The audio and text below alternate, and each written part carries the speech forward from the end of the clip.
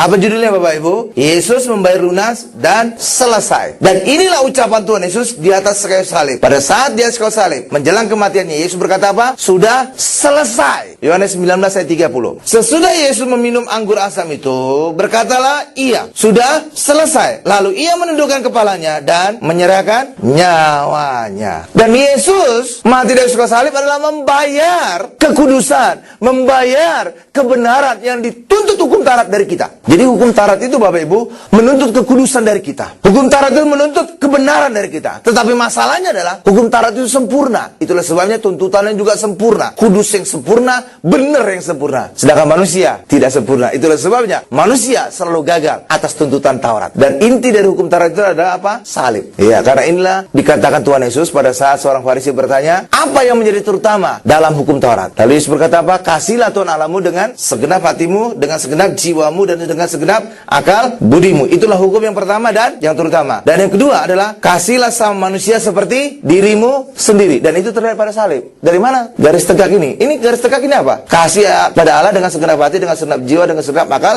budi. Dan garis yang mendatar, kasih kepada sesama. Jadi inti hukum Taurat itu adalah salib. Jadi salib ini, inti Taurat ini menuntut manusia secara sempurna. Tapi karena manusia tidak sempurna, itulah sebabnya manusia gagal. Karena itulah bagaimana caranya agar manusia lepas dari tuntutan hukum Taurat. Maka hukum Taurat itu harus digenapi, harus dibayar. Dan caranya apa? Lewat Yesus mati di atas kayu salib. Lewat Yesus mati pada inti hukum Taurat ini. Itulah sebabnya Yesus matinya di atas kayu salib. Bukan tenggelam, bukan dibunuh, bukan ditimpukin dan segala macam. Tapi matinya di atas kayu salib. Supaya apa? Supaya bisa membayar secara lunas tuntutan kekudusan dan kebenaran dari hukum Taurat. Nah, Yesus membayar kita itu pembayaran berlebih. Itulah sebabnya nilai dosa kita seharga apa Bapak Ibu? Seharga nyawa kita. Seharga nyawa kita. Setiap kita punya dosa, nilainya adalah seharga nyawa kita masing-masing. Tetapi Yesus membayar dosa kita dengan nyawanya. Dan nyawa Yesus pasti lebih mahal dibandingkan nyawa kita. Amin Bapak Ibu. Itulah sebabnya pembayaran Yesus pembayaran berlebih atas kita. Karena pembayaran Yesus berlebih atas kita, maka pemulihan yang kita alami juga menjadi pemulihan yang berlebih. Jadi saudara dipulihkan bukan kembali ke dalam kondisi Adam dan Hawa sebelum jatuh dalam dosa, tapi saudara dipulihkan melewati itu. Kalau dulu Adam dan Hawa berkuasa atas Taman Eden dan bumi ini, berkuasalah, penuhilah, taklukkanlah bumi ini. Tapi bagi kita hari ini yang dipulihkan dalam Yesus, kembali berkuasa bumi dan berkuasa Taman Eden. Tapi kita nanti lebih dari itu. Kita nanti akan bersama-sama duduk di tatala bersama dengan Tuhan Yesus di kerajaan surga. Amin. Berikan kemuliaan luar biasa bagi kita semua Ibu. Ya, jadi kita dipulihkan berlebih. Kenapa? Pembayaran dosa kita dibayar Yesus secara berlebih. Amin Bapak Ibu. Itulah sebabnya karena Yesus juga telah mengambil dosa kita Bapak Ibu, maka Allah berbelas kasihan dan Allah tidak lagi mengingat dosa kita. Karena apa? Dosa kita telah diambil oleh Yesus, ditanggung oleh Yesus. Demikian juga di dalam Kristus dikatakan dalam Roma 8 ayat 1, kita bebas hukuman. Karena hukuman kita telah dijalani Yesus di atas kayu salib. Itulah sebabnya orang Kristen penting sekali sadar akan salib ini. Salib inilah membuat kita berbeda, sangat berbeda dengan orang lain. Ketika kita sadar salib ini, kita sadar bahwa dosa kita telah ditanggung oleh Yesus, maka kita tahu sekarang kita menjadi kudus, bebas dosa. Di atas kayu salib Yesus telah menjalani hukuman dosa kita. Itulah sebabnya sadar salib ini kita bisa berkata, aku bebas hukuman Allah karena hukumanku telah dijalani oleh Yesus di atas kayu salib. Itulah sebabnya sadar salib ini selalu bisa berkata, aku bebas dosa dan aku bebas dari hukuman Allah. Amin. Berikan kemuliaan luar biasa begitu.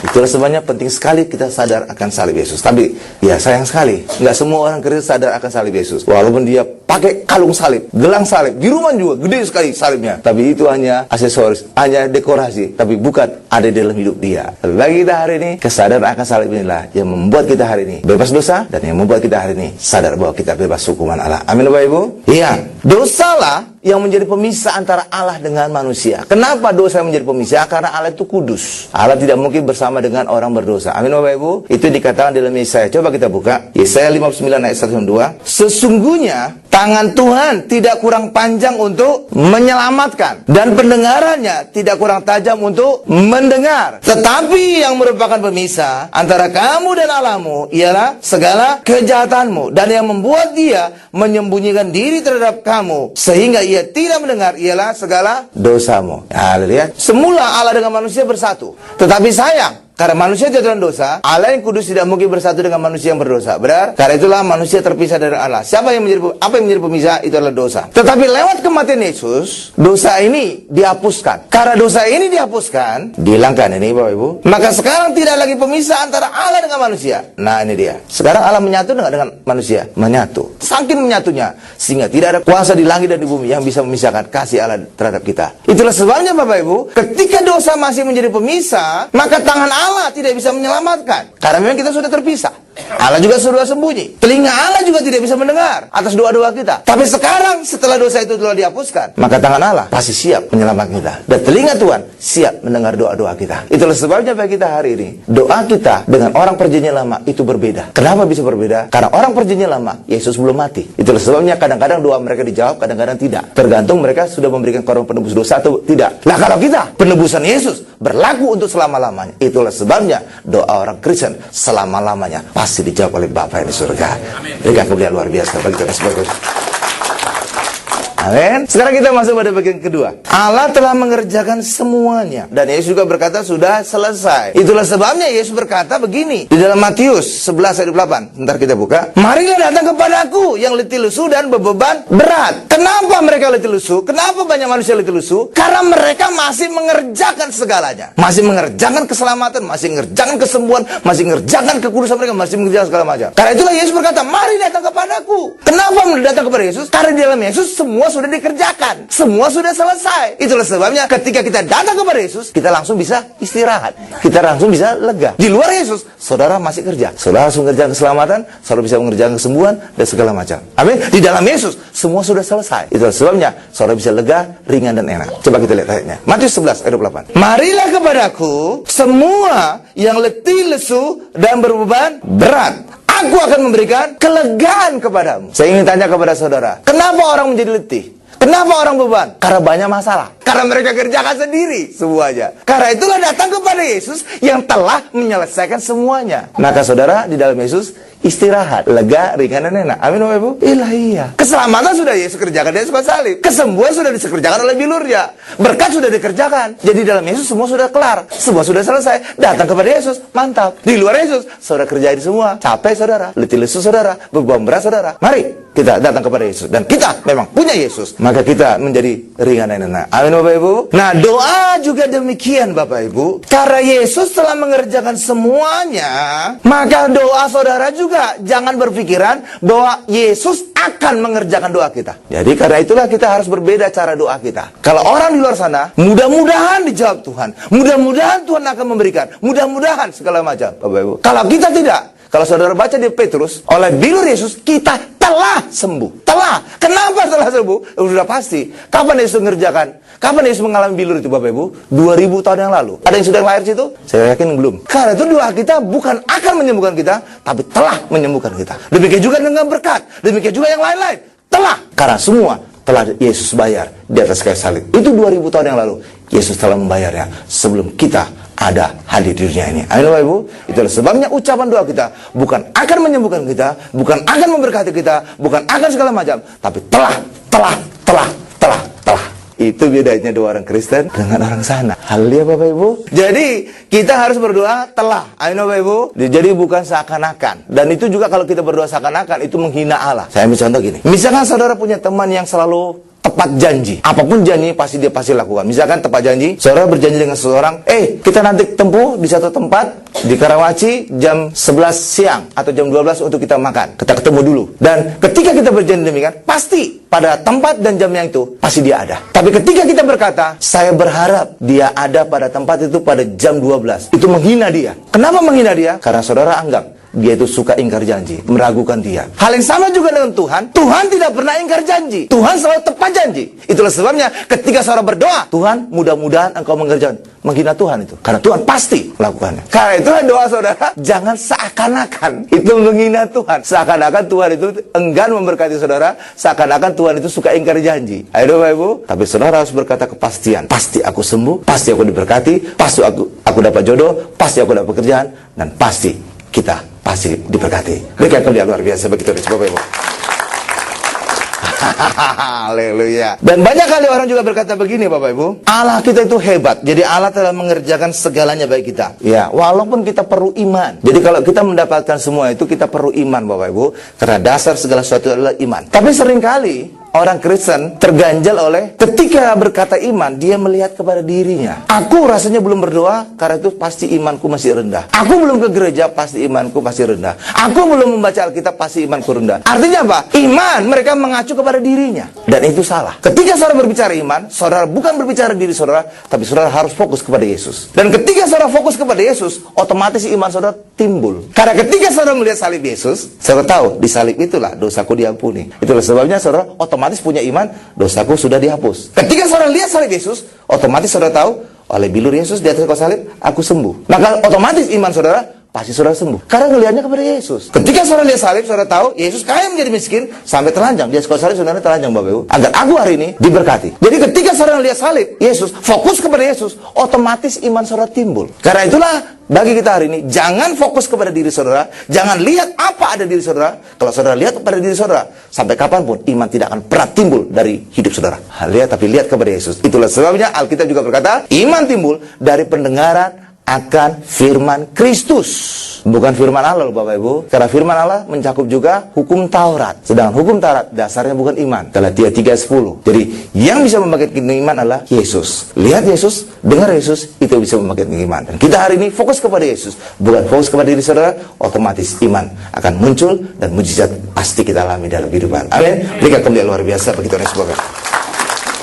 Haleluya. Ada satu hal lagi. Orang berkata, semakin besar masalah kita, semakin kuat kita harus berdoa, semakin keras kita harus berdoa. Tapi sebenarnya sebaliknya, justru tidak demikian. Semakin besar masalah saudara, justru semakin mudah sebenarnya Allah menyembuhkan saudara. Contoh ya. Ketika orang sakit kanker parah, pasti dia sudah angkat tangan. Oh Tuhan, aku sudah gak ngerti lagi angkat tangan aku, Tuhan, hampir mati aku. Udah divonis dokter, tinggal hitungan hari. Maka ketika didoakan, dia siap menerima Tuhan turun tangan. Tapi ketika saudara sakit jerawatnya penuh dengan jerawat, sehingga nggak ada tempat lagi, Bapak Ibu, imannya untuk disembuhkan itu lebih kecil.